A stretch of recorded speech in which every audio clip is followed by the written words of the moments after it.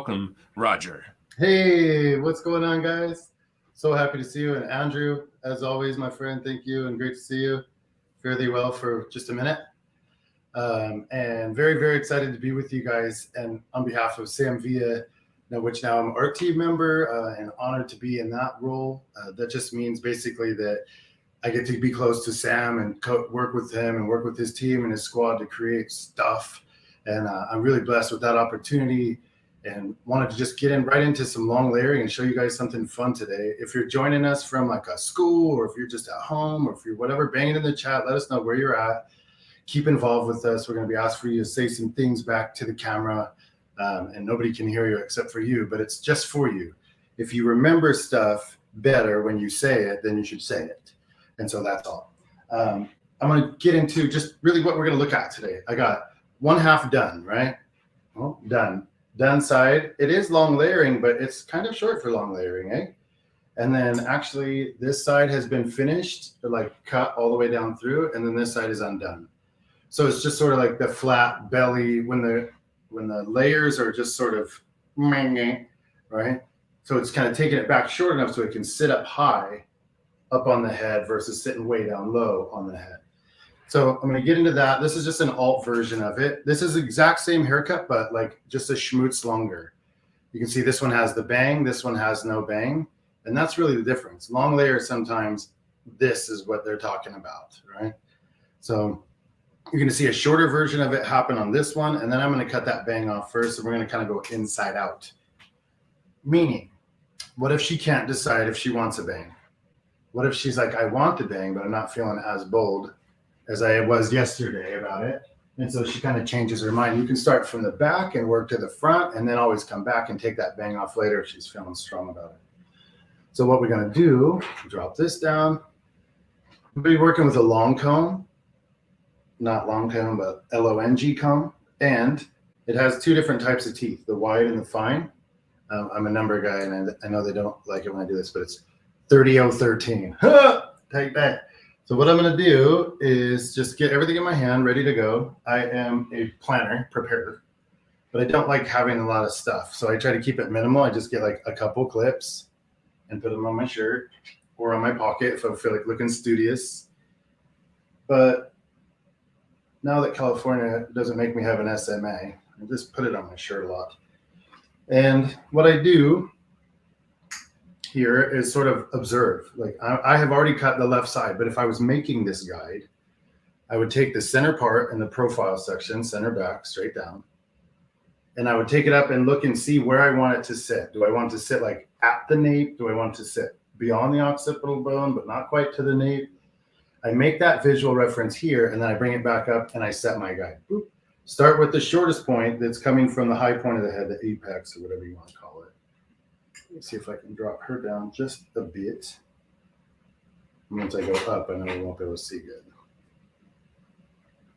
Now, and in fact, let's spin it to where you can see it from this perspective. Sometimes body position being on the opposite side is better, and sometimes being on the same side is better.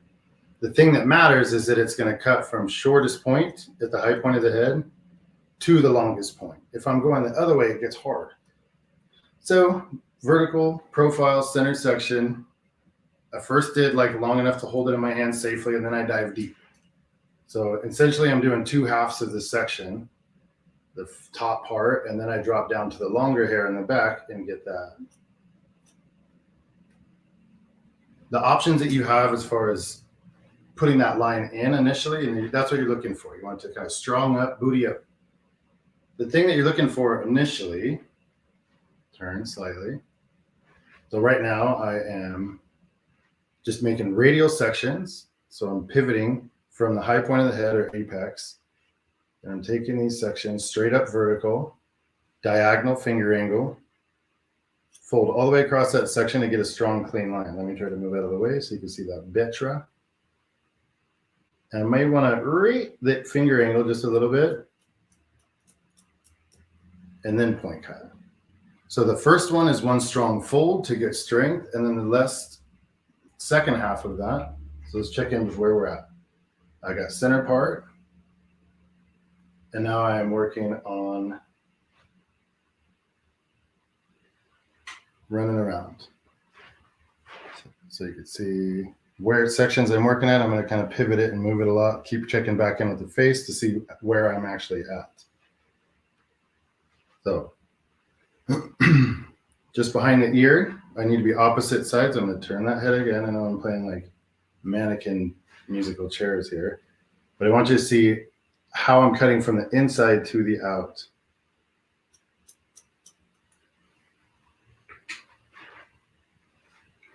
Continue again. So this is a section that would be just over the top of the ear. I'm on the opposite side and I'll have to elevate it up vertically. Finger angle now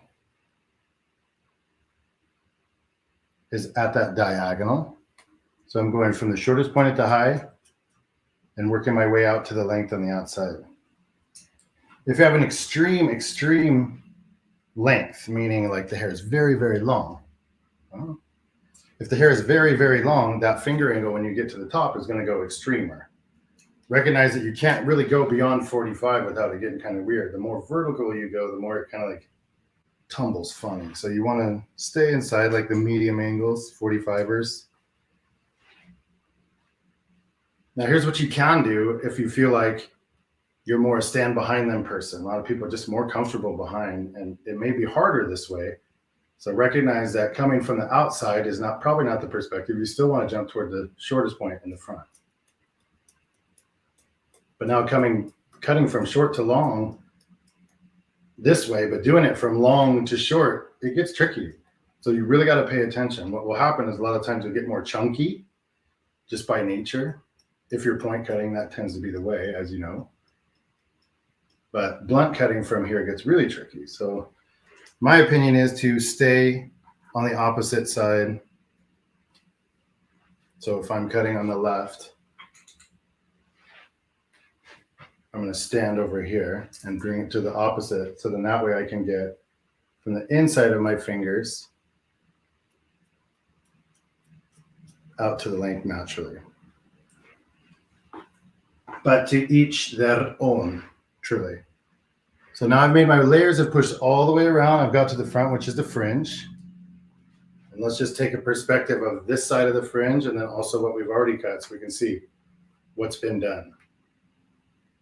You can see I need this like nice V.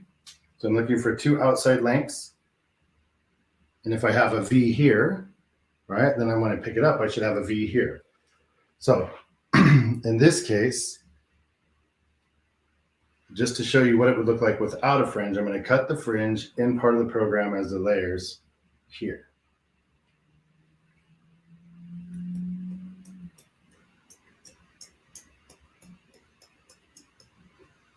The chunkier your result looks there, the chunkier your result looks here. So if you want this to be baby fine or angel feather fine, leave a little space and go and dig down deep to point cut. You can also, if you want to drop down really deep and hold your fingers, now make sure you lock it vertically. So my angle, my elevation, straight up vertical. Make sure you lock that there. Because when you drop down, you don't want to be pulling the hair down and then end up with a weird woogery. That's a real word, woogery. You go straight up, leave space, lock it, and then drop down, and then point cut uphill so that the gravity is pulling the hair naturally away from itself. It's a real term. So then that's what it looks like if you have the length left into the mix, right? So the short side with the fringe that I've cut, which we're going to do now. Or if you wanted to leave that length there, that's when it feels a little bit more like long layering to me. So long layering, maybe not necessarily long layering, but if you consider the overall length of the hair and where it is. So let's go ahead and do that fringe now so that we got twinsies. Show you how to do it. And I'm going to kind of get up close and personal for this one because it's better if you kind of get in tight and see what's going down. So I'm going to zoom in and see how this goes. Bam. Cool. So a short length, and then I have the long length that I left there. So again, revisiting that. If you're not quite sure she wants a bang, you start at that center back and you work forward and then you address it now. If she's guaranteed, certainly says, yes, bang, right? Cut that first. That's like the impact that she's looking for right away. But understand which one that they are at that time. And everybody changes. But we're going to take the center section as our like kind of guide for the right side and just do a diagonal line. Sammy always says, Samvia, sorry, always says that if you roll a marble on your section, that'll be the direction the hair wants to go. So my angle here at the backside or deep side of this section will be the marble. If you rolled something on there, the hair itself will travel to the outside. So you can see how this one's moving to the outside. That's not by accident. You're doing that with intention. So take this diagonal line, drop it to the opposite side of the head. So if it's on the right over here, I'm going to take it across the bridge of the nose, right, and take it to that opposite side, and then grab myself a little bit of hairs. So looking at how long that is, that's my guide. And perhaps I could get even more zoomery. Hi. And then I'm going to take this opposite side. Now, there's two things that you can do. I am very heavy-handed. Always have been. Hopefully won't always be, but for now I am. So a lot of times I take that section and I hold it in my comb first. Make sure it's dripping all the way across. A good check for me is the pinky's touching her cheek. If the pinky's touching her cheek, that means it probably pushed across the nose, and it has. So then I'm going to see that length there and point cut down. Make sure that this angle matches this angle, and then you won't get too short on this interior. Point cut it first to get my blunteries. And then I take that same section, same elevation, fingers still on that cheek, spread it out a little bit, and then I'm going to point cut a little deeper and loosen it up just some. Seems wonderful. Let's double check the length. It's not getting too much. I got just the tiniest bit longer there. This is my guide now, so let's take a second, get it tight, get it right, and then move on, and everything else will be a short flight.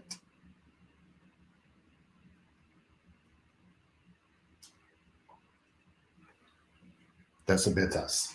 That's a bit us. So when you're taking the hair and separating it out, right, especially now that it's dry, it's been blow dried into like a soft, good flow. I'm going to use a no dent clip. This one's got a rubber band on it, and that rubber band prevents it from putting a in the hair.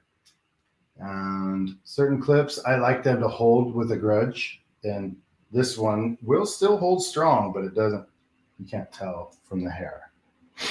And as I go deeper into this parting, right, by nature, I'll grab this hair and try to strangle it over. But the reality is that if I let it go and I put it, you can still control the tension that you're holding it with which teeth you choose. If I go fine teeth, then I have more tension, tap it in with the back of the blade, and then I'm going to direct this over and still look for my guide under there. Make sure that my angle here matches my angle here. I could drop it a little lower. But as I cut this hair away, the first one still point cut it the whole time, but the more parallel I stay to the grain, the softer it gets. The more diagonal I go, the more chunky it gets. So I can kind of make that decision as I'm going. Sometimes I'll go back and forth. If I go straight at the hair, now this one's a little heavy, so let's lighten it up. Notice I went to the wider teeth so that that hair can sort of spread out better. And then now if I go straight and stay perfectly grained with the hair, meaning I'm running straight along with the grain of the hair, not adjacent to it. If I'm straight with the grain of the hair, I can lighten the load the best without putting any added texture or anything else. The second I start to turn, that's when I get more defined texture. I don't know if you saw that, but it brings a little step or like a little harder piece to it. So sometimes I go soft, soft, soft, soft, bold, soft, soft, bold, right? And do a combination of textures so that you get them to kind of play together. And as I drip back, now I'm seeing it in its space. I'm going to switch tool. That was my swivel. I like that swivel when I'm going to go this way, and I have all these different angles that I'm sort of trying to achieve. So sometimes it's easier to just swivel around. Now understand that if you're old school, like I'm pretty old school, honestly, swivel sometimes gives me a wriggle. So sometimes I'll put it like this and use the actual trigger. Can I do this right? Use the actual trigger of the blade, thumb not even in at all. I have been known to take this all the way off and use this little shorty as a trigger because, you know, I don't know why. It's just fun. If you got a lot of tools and you got a lot of scissors, you end up doing all kinds of stinky stuff to try to find a new way. And sometimes those swivels on there, I really like that other thing because I do this a lot. I'm like getting up in weird now, but I do this a lot and that kind of action as I cut. So when I'm using just that finger, it's almost like a trigger itself. It's kind of weird, but I love it. But I'm gonna switch to these babies. This is my Invisiblends. So to get this hair to drift out and disappear, like with the same sort of grace that this side did, here's what I did over here. I come right to the dead center and push to the outside. My blade is following almost horizontal, but I'm only using a couple teeth at a time. Those 1 or 2 teeth bites end up leaving me. You saw just a little dust of hair fall off. I can do this closer even. I know I'm doing the side that I've already done, but I want to see you naturally. You just go backhand. And it helps it push and push and push toward that outside. What you may or may not see is I'm only going 1, 2, 3, 4, 5, 6, 7, 8. Like, look at how many teeth get hit. 3, 4, 5. And the most is like not even halfway close. So it's literally just a tap, tap, tap, tap, tap, tap, tap. And as you fold out, roll your hand out. So I pick the hair up, like weave it up, rolled out to the outside, and then tap, tap, tap, tap, tap. If I turn the head, I can keep my body in one place. Andrew's coming in. What's going on, bud? That's the Invisiblend, I think. What made you choose the Invisiblend over the reversible blending shear? The amount of teeth, and great question, bud. Thank you. The amount of teeth that happens in the Invisiblend, just they're less teeth, right? They're a little bit bigger, but it's really about the dull blade. So this blade in a lot of worlds with these shears, types of shears, this is sharp, and then these teeth push it into it. This blade is actually blunt. That can't cut me at all. The teeth are the ones that are sharp. So something between the dynamic of those two, the word Invisiblend or the term Invisiblend is not a mistake. Like it literally disappears. So invisibly blending, even on this side, the side that I've already cut, it has a lot more texture. It has a lot more weight. I've point cutted that. So if I want that to literally disappear or get invisible, I just come from the center, push toward the outside. And the thing that starts to happen when you have the reversible blending shear is that because it has so many more teeth and there's so much more concentrated, it ends up moving quite a bit more hair. So my reversible blending shears come out every fade pretty much. They come out on every like time I need to really aggressively remove length. And that doesn't mean that it doesn't softly remove length. That just means more teeth, bigger bite. So if you're not quite sure how much you want to take out, start with an Invisiblend. And then once you're certain and you feel like, oh, I need to remove some hair, get some things accomplished, I'll go with the reversible. But as I start to work my way back here into the depths of this, I'm pretty much there. That feels like it's it. But let me show you one more last step now that before you jump off of the fringe, Roger, there was a couple questions here for you. I would love it. First question was from Susan Silver. Susan. Asking, what do you do with side partings? What do you do with side partings? That's a great question. Let us see. With the side part, you would just incorporate everything that you got. So if you're going to do a fringe, natural recipe of a fringe is to go from the outside corner to the outside corner, meaning corner of the eye. That's usually where that transition or shape change is. So if I can take the outside corner and the outside corner as my guide, and then I didn't ask Sus, but I'm just going to say it's a right side part. I would go back to the marble and think about where it rolls. So let me get a straight on shot so it's easy to see. This rolls that way, right? That marble is going to dive to that outside. So I'm going to take that section. Here, let me even clip this back so we can see it. Take this section and guide it out to the outside. So if she wears it on the diagonal, or sorry, wears it on the side part over here going out, and that's a pretty bold side part. These days, I think the side part came back with aggression now. I don't know about you guys, but my clients that have been waiting to go back to that side part since Gen Z told them something, they've been like, oh, I'm going. So my side parts are ending up over here a lot of the times because they're like back with the rigor. But you know, you do you. What I'm going to do here with the Invisablend is drag it way to that outside and then kind of pick the point. I want it to sit right there on the cheek, let's say. So let's do it right there. And don't just like pick a spot and then say, that's it, that's that. Look for where the hair bends naturally. You want to cut at the bottom of the C. So this hair is making a C structure right there. So I want to cut that hair about here, right? So don't just pick a spot and say, this is perfect, and then it flips out funny. You got to pick it at the bottom of the bevel of the texture. And this hair is dried naturally, so I know I can trust it. So it's right there, diagonal line, and then I'm just going to camp and get it. With the Invisablend, I can literally just single shot one spot kind of cut. Pretty good. Maybe I'll do just one more tap through. Make sure I didn't have any leftovers. There's a couple little babies. That's a pretty nice one. My final move with heavy side parts. Now this is different. Middle part only has half the hair and it's natural, like half's over here, half's over here. Fits. This is unnatural, right? To have that like big, heavy, swoopy net. That's why they want it there. It's sort of like a, you shall not see me sometimes. So if I take that piece and make it light, it can't be light. I need it to stay heavy. So I'm going to stay at a diagonal elevation. Once I do that, come from that top, keep my scissors parallel with the grain of it and just take little taps. This is essentially removing that same amount of like weight, hair, texture that the other one was. But in this case, I'm taking like short bites from top to bottom. So it ends up with little tufts or like soft tufts of hair. But because I cut from the top to the bottom like that, kind of old school, it creates short little like sharp pieces.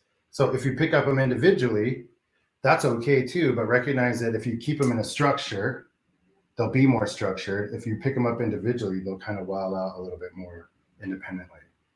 So a girl that likes texture, a girl that, or anyone, a person that likes big texture and like a lot of mobility here, I call it, pick them up individually and then they'll kind of act independently. Pick them up as one and they'll act like a group. But you choose how much or how little texture you remove. I like to just do a ton, like a touch at a time. And then I start to get a nice soft lift off. There we go. So if I want to add more, I take it all the way out, keep that diagonal, move the marble as it were. But for the bold, right, or let's do it for the safe first. Find your guide. There it is, right there. And I'm going to create that same diagonal, and I can point cut, make sure it goes short to long. For the bold, take it over diagonally, let your guide drape out from underneath. So here's my guide right there. And then I'm just going to get weird and cut this whole section. I'm staying at the top. So the shortest point of the hair here, that's where my scissor strikes. If I cut it out here, it's not the same. I need to cut from the shortest point. If it was a razor, where would it slide to get the best flip?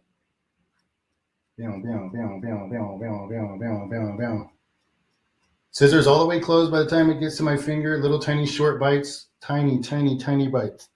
Like tiny, tiny, tiny, tiny bites. Don't open the scissor and you're just taking a tiny, tiny, tiny bite. And then you get a nice drift, little lift off. If I get a piece that's not flowing in with the group, it's probably because I picked up as its own independent and now it needs to be one. So just grab that piece that's not working, cut it, let it be. If you want to bring a little bit of flavor to the other side, look at your sisters. Now, don't make them twins, right? Because they live on opposite sides of a deep part. So where that long length is and where this length is, they may end up being not quite twins. Depends. You got to kind of ask sometimes. With this length, I want it to sit around the same place that this one touches, right? So here and here, but they're coming from different sides. So I'm going to bring that out opposite of the part and cut downhill. Same way if I was cutting with the razor, I would come here and go wiggy, wiggy, wiggy. So my scissor comes from that top and makes that same impression. And then a little bit on both sides of the part. And that's exactly how I would do it, Suze. Thanks for that question. That actually just took me on a good, fun place. And I hope that answers some of the stuff. Now that we're there, I feel like that's it. Okay, we're done. No, literally, right? It's 9:30. So that feels like a lot of fun. And Andrew, do you think that was a good answering to that question? I felt like that took me on a whole separate journey, but it's No, that was perfect. all the Because same road. It's this literally the still exact. has the same vibe to it, but you showed how you would approach that from more of a side part. I think it was perfect. Awesome, bro. Let me just show you the setup on, well, that's pretty much the finished result on this one. So a lot of short length up in the front, a lot of this sort of like schmutz stuff that you can do and treat. And don't be scared to, come in and add more texture, but do it with intention, do it with purpose. If you got an Invisiblend, you can very easily, try stuff that you've never tried and probably get away with it just fine. So, check out those Invisiblends and also check out some of the new stuff that we got coming out. There's a new series called Evolution. We can't wait to see that. It's a new scissor. I don't know if I'm supposed to talk about it or not yet. But Sammy's getting ready to launch some new scissors. And the final thing that I'll show you guys is here. Look, just a little bit of white water fresh up. This is how this texture was made. And I'm not even lying. It's so simple. And I'm going to show you one section and then we're out of here. But this was all completely air dried, just water in it and a little bit of jelly. Like this is Colton King jelly, just a couple pumps, spread it throughout the whole thing. I misted it down with water. Then take sections that look like a beach ball. So if the top of the head was here, you would take like a beach ball section, big giant pieces of hair, maybe not the fringe, but Redkin might call them bevels. You might call them bevels, but break them down into like beach ball sections, a little wet, get a little bit of jelly on there. I already have some on there, so I don't want to put more, but there's about a pump or two per section. Take that whole thing, guide it both sides. So grab the left, grab the right. And I want to twist it back, so I'm going to come from the back and then literally just go wiggy and turn it. Make sure the hair doesn't fall out. And then just like you would with your iron, after you make one loop out, you kind of like slide down, push up.